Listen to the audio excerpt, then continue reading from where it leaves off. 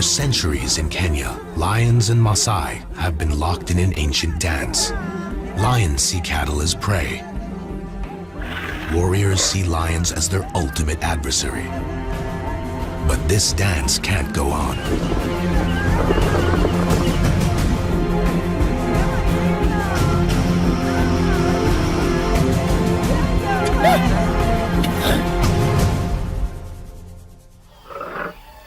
Lion, one of Africa's most iconic big cats, admired, feared, and loved worldwide. They seem invincible.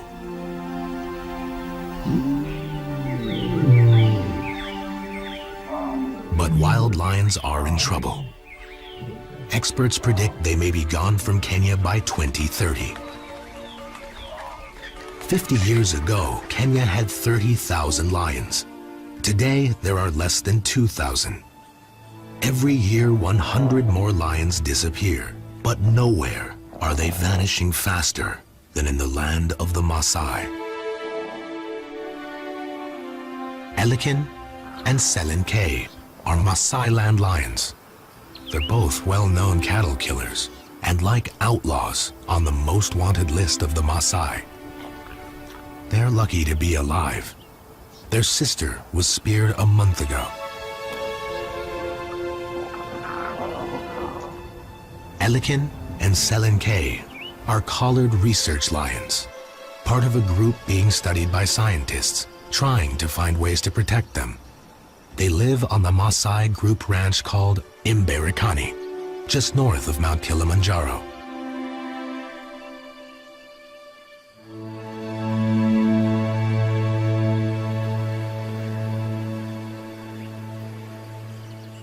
For the semi-nomadic Maasai that live here, livestock is the primary means of survival. They live inside thorn-fenced enclosures called bomas, designed to keep predators out. Almost 10,000 Maasai live on Imberikani, and each year they lose hundreds of their animals to the lions. Kenya just suffered its worst drought in 2 decades.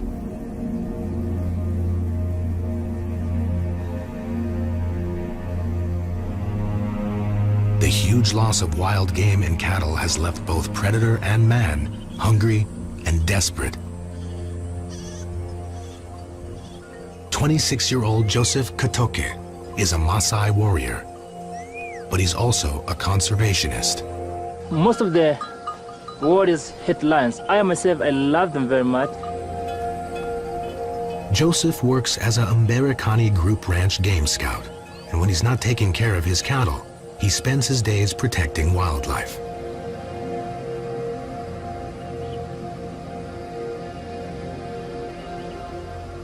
Today, like many others lately, Joseph has been called in to mediate. He normally wears his game scout uniform, but in this case, decides on plain clothes to keep warriors from turning on him. Big female, but there were 2 lions, big female and the other male cub, really big one too.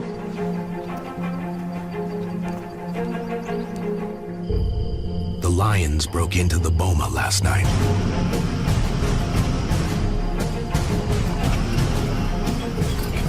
And wreaked havoc amongst the goats, leaving 3 dead or mortally wounded.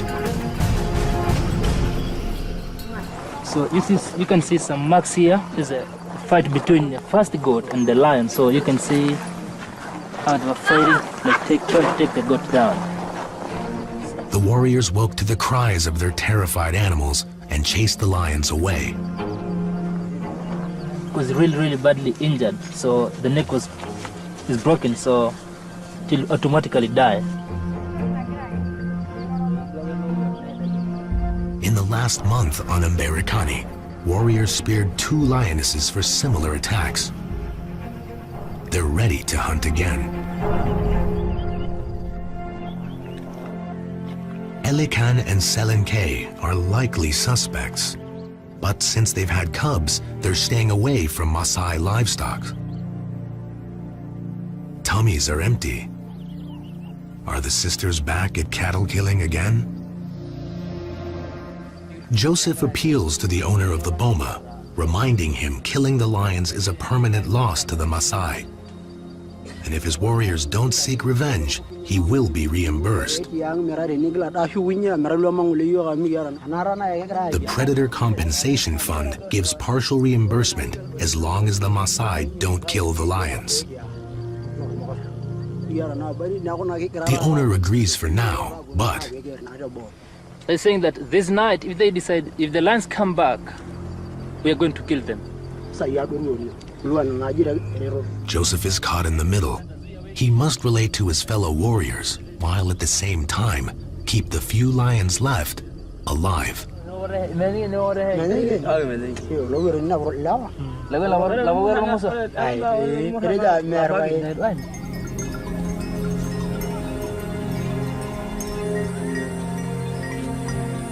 Merikani is a Maasai-owned communal ranch, and still an unfenced wilderness.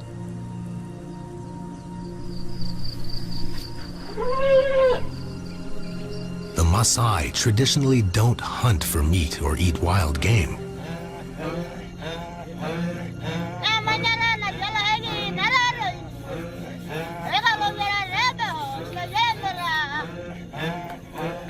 But warriors live to prove their bravery by hunting lions.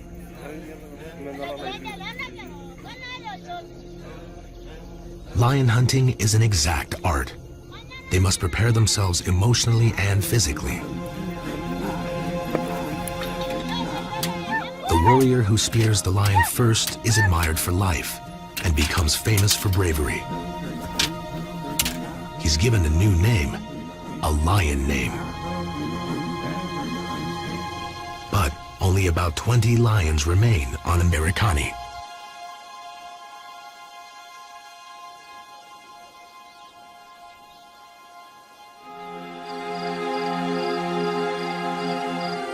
Nimoy, another collared lioness, lives inside an impenetrable whistling thorn forest.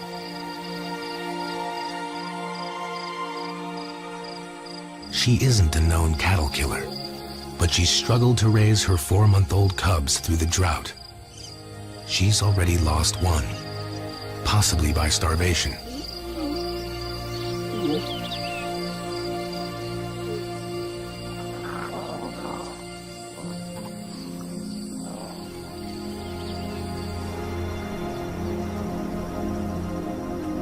As Nimoy tries to find food for her cubs, a new threat to the lions is being born. Lomanyak, 17, and Langkoi, 15, are going to be circumcised tomorrow at dawn.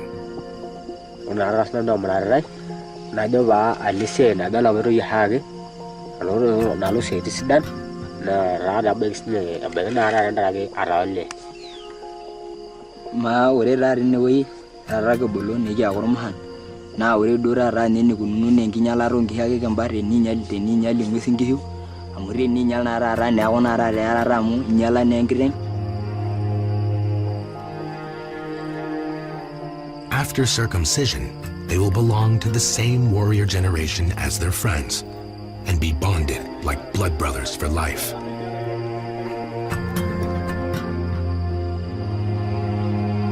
A new warrior generation is created about every 15 years. As the brothers mentally prepare for their ordeal, their mother shaves their heads.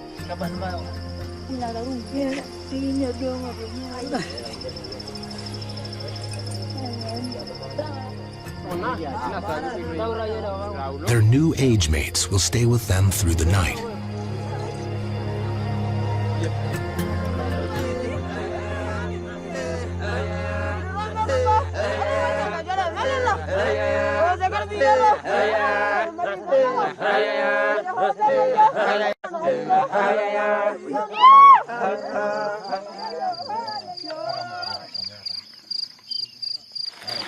How much do you?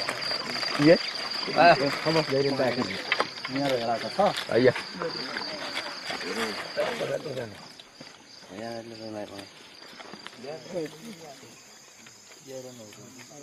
The circumciser is a trained male nurse from the local clinic.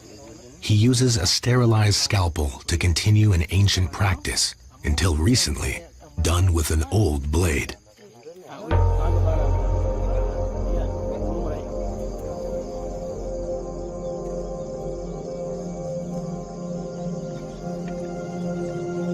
The brothers have made it through their public circumcision. They've passed the first test of warriorhood.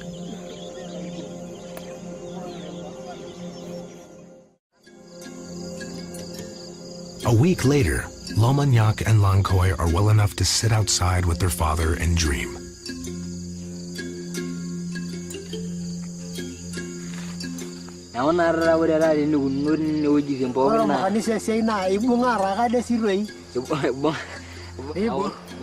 Following circumcision, new warriors wear traditional initiate black for 3 months and carry bows and arrows.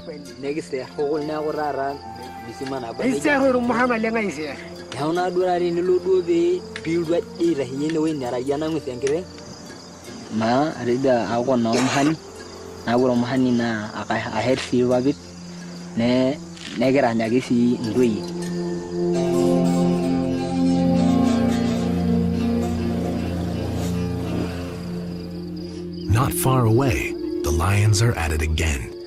They've mauled 2 donkeys and killed 1. The warriors are furious. Joseph does his best to calm them down.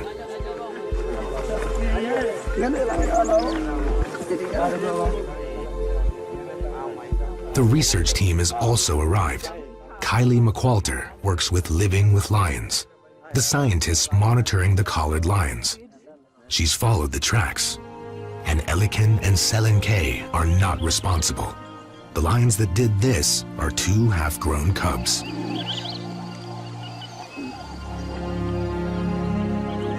Okay, so they've agreed that they won't kill the lions if we can find them and KWS come and take them away. We've got a couple of days to find them. This rain isn't helping at all.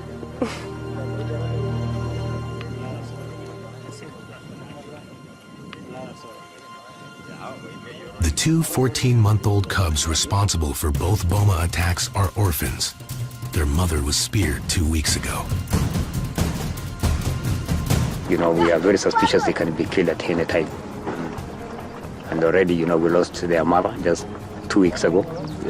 And again, we might end up losing again the 2 cubs which has been left surviving alone. They are right now orphans. Joseph thinks the cubs will be hunted, and he's noticed that the main lion hunters are nowhere to be seen. Ask me in Turkey or somebody who can give us any information. He suggests to his commander that they quietly follow up on the missing warriors.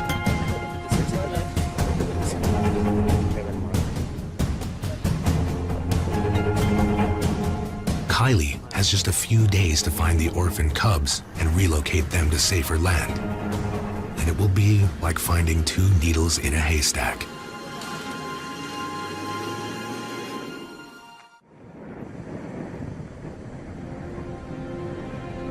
Living with Lions researcher Kylie McQualter has only a few days to rescue the orphaned lion cubs, or the warriors may hunt them.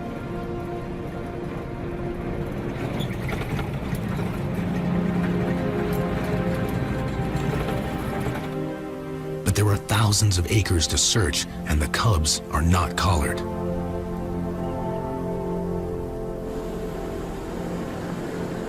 Her fellow lion scientist Stephanie Dolrenry and her MAASAI assistant are looking for Elikin and Selen K.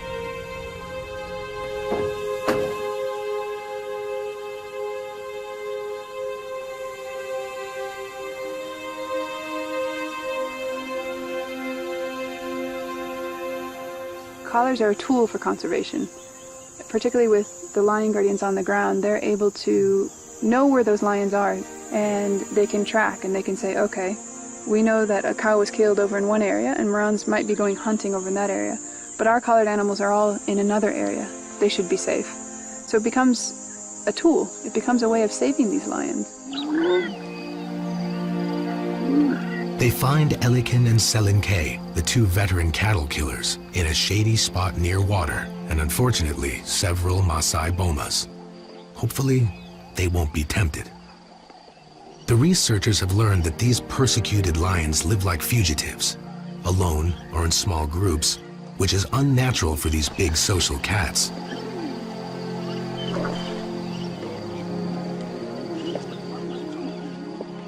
Lions usually live in prides, with an average of 10 or more animals in many places in Africa.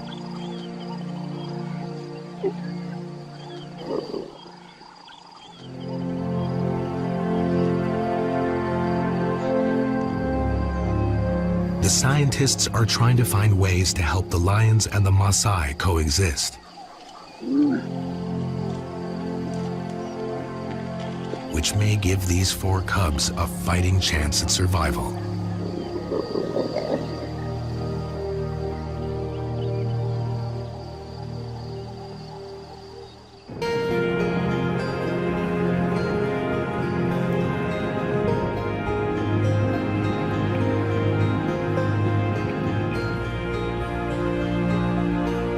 Joseph goes back to the donkey boma to find out what his age-mate warriors are doing.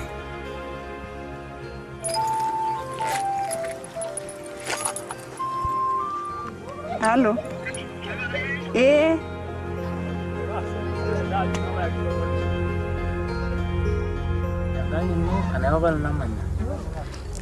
Elewa papa.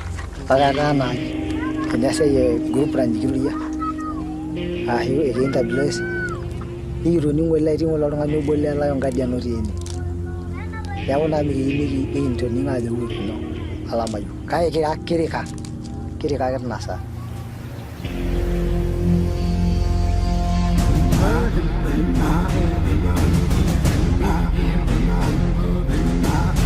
So they had gone hunting.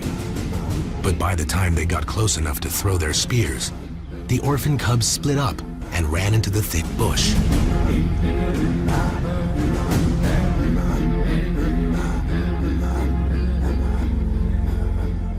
That's when they gave up. Some lost interest and others were afraid of getting into trouble.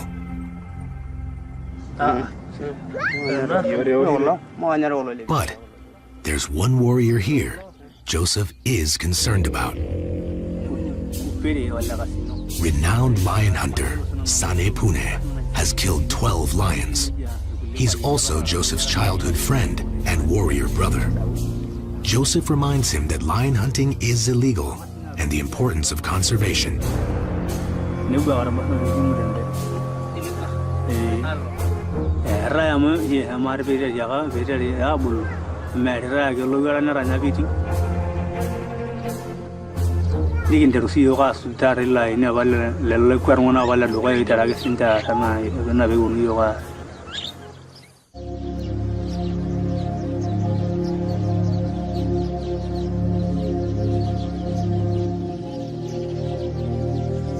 Finally recovered from their circumcision, the two brothers Lomagnac and Langkoy face another test on their way to becoming warriors.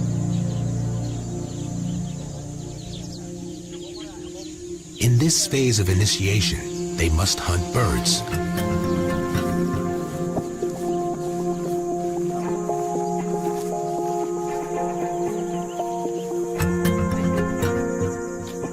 It's difficult to knock a bird out with a blunt handmade arrow.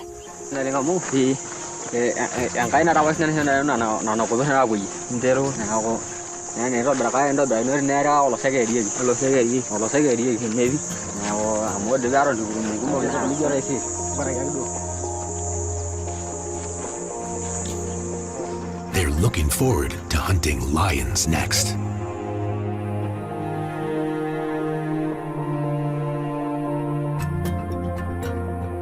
Meanwhile, on the other side of Mberikani, Tom Hill, the co-founder of the Predator Compensation Fund, is preparing to meet with local Maasai elders and chiefs. Business principles have a great deal to do with addressing actually other businessmen's problems. And the Maasai livestock owner is also a businessman. So let's talk about economics and let's solve the problems from an economic point of view. Tom was brought into the fight to save the lions by an old friend. Richard Bonham, a Kenyan, has lived on Mberekani for almost 3 decades.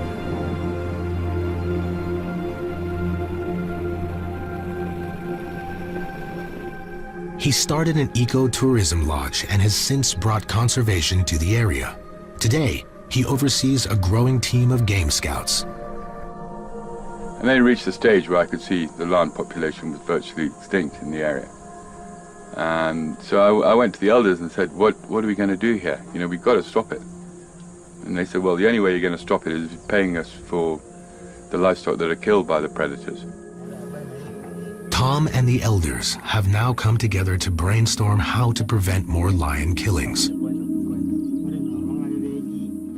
Since the Predator Compensation Fund was founded, very few lions were killed on Mberekani. But after the drought, everyone panicked. And that's what I think the chief is about to tell us, his thought. 17 lions have been killed in the greater area surrounding Mberekani in the last 5 months. And him and the other guy said that, you know, the politics is going on, lions are being killed, but we are not going to stop talking to the initiative to stop lion killing. So we have to keep moving and make sure that we have to stop it. These elders in charge of training the new warriors are called Menyalayok, which means fathers of the warriors. They teach hunting and fighting skills, training warriors to protect their people's livestock. But things are now happening on Mberekani. For the first time, warrior traditions must change. They're setting up a series of training sessions for the new warriors. Lion hunting will no longer be tolerated.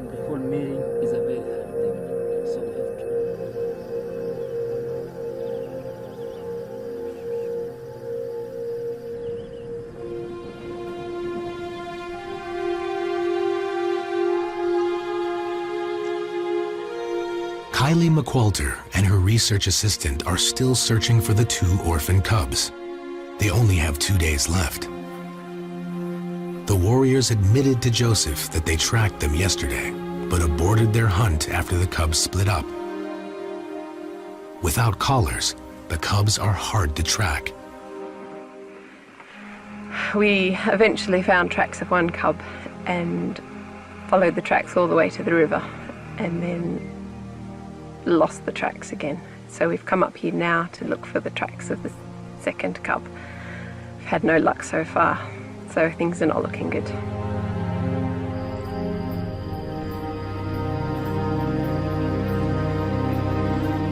The cubs will be hungry again soon. They may be too young to survive on their own and will probably break into another boma.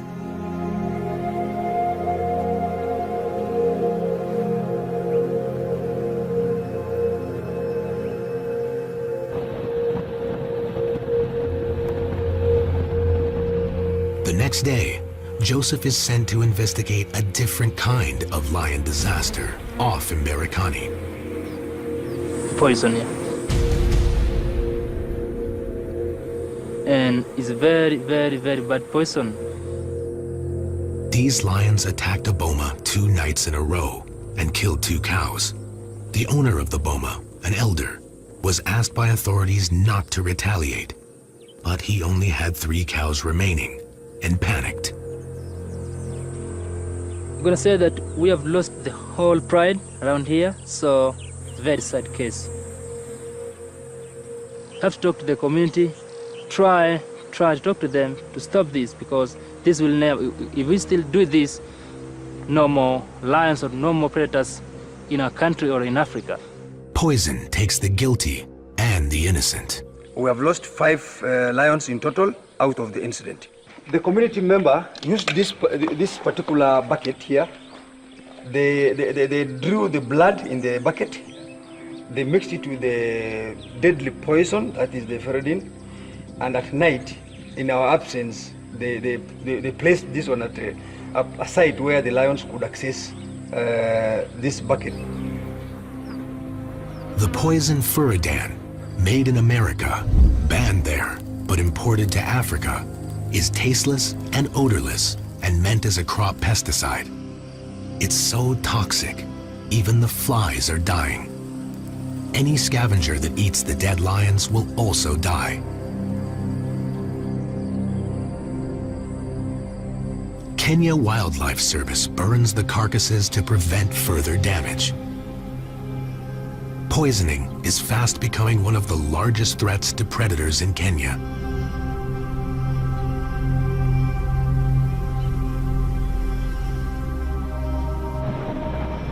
That night, Joseph is called into the Game Scout headquarters. A sting operation is underway to arrest a lion hunter. An informer told Kenya Wildlife Service that Sane Pune went after the 2 orphan cubs this afternoon and speared one. But basically, the cub is already injured. So what the plan right now on the ground is KWS to team up with our team, that is the mobile one, which is right down there at Kwesu, to team up this night and track this guy, because already we are made to understand that some of the informer knows exactly where he is. So the notorious lion hunter. Yeah. Because I think he's not even aware that we are aware that he's the one who have speared the lion, or we know that the lion has been speared. So there's high possibility of getting him because I think he must be just on the ground. Joseph wants Sane Pune to be caught, even though this puts him in an awkward position. He's among of my best friends in Berikani Group Ranch, and also in my age set.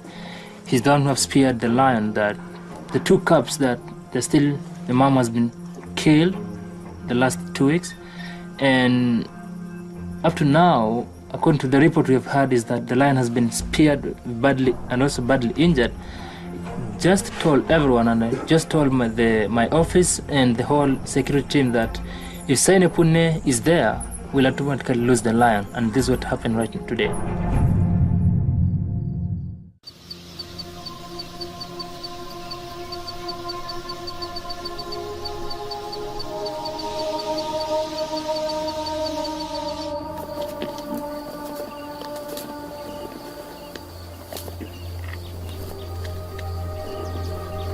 Nimoy has had some success. She's managed to ambush an ostrich.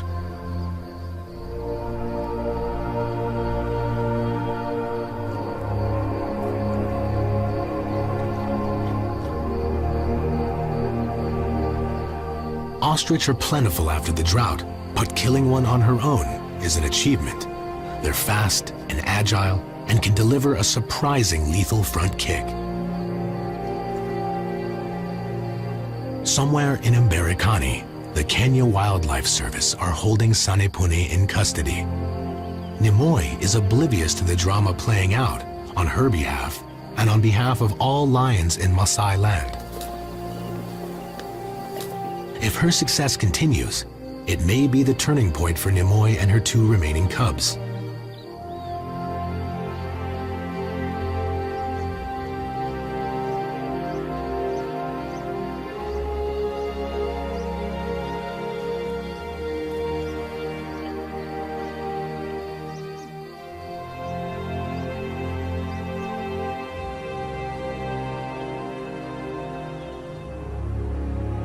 Out on the plains, Joseph gets away from the stress of his job as a game scout and joins his fellow age mates for a wedding ceremony.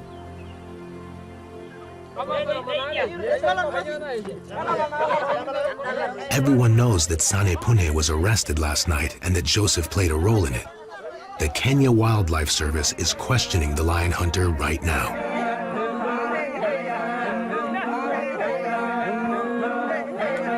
Some of the warriors are angry with Sane Pune for being caught. Others think Joseph is a traitor.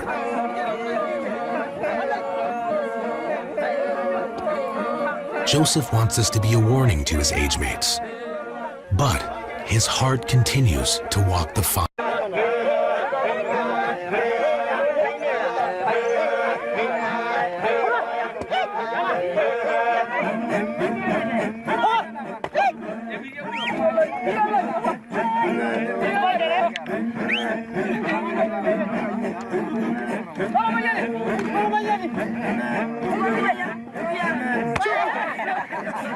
For more than 400 years, the Maasai have kept their culture intact. At its core is the lion-warrior love-hate relationship. Most songs and legends are about lions and warriors. If lion hunting goes from Maasai culture, what can replace it? And what else will go next? The next morning, in the whistling thorn forest, Nimoy watches the vultures come in, attracted to her ostrich kill.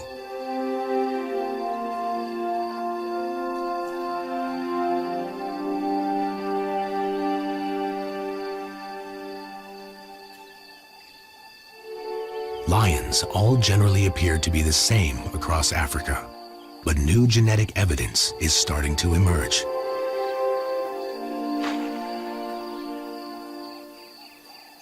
Prides sampled in East, West, and South Africa all seem genetically distinct, and there is concern that lions from different areas probably don't interbreed.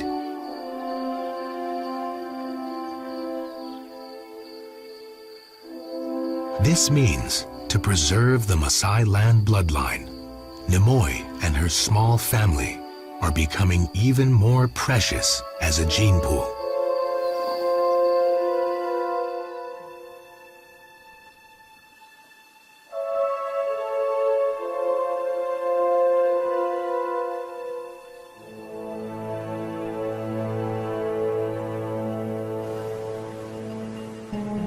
Lamanyak and Lankoi are on their way to the first initiate training meeting, usually held under a tree, but today in a donated community church. The Menya Layok, or Fathers of the Warriors, have arrived. Joseph is here to help. This is a historic day. It's the first time the new warrior lessons will be taught. Lamanyak and Lankoi have never been to an indoor meeting and don't know what to expect. One of the fathers introduces today's program.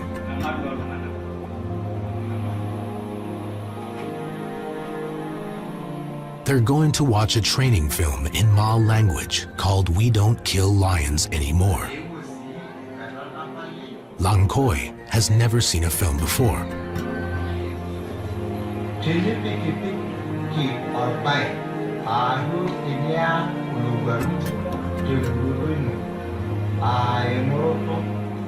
This film was made by Richard Bonham and Tom Hill's Fund to help teach communities about predator compensation.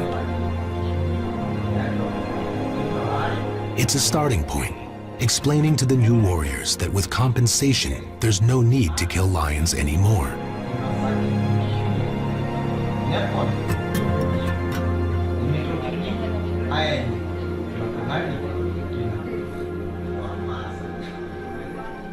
For two future warriors who dream of lion hunting, the message is loud and clear.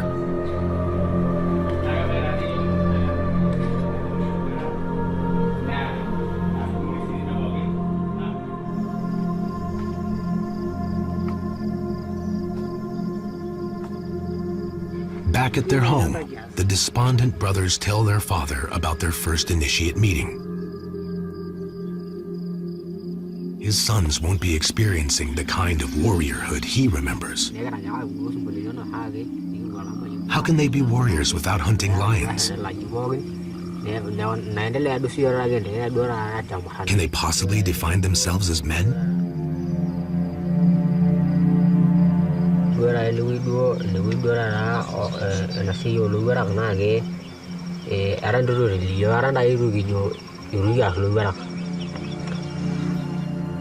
There are still many more Menya Layok meetings to come.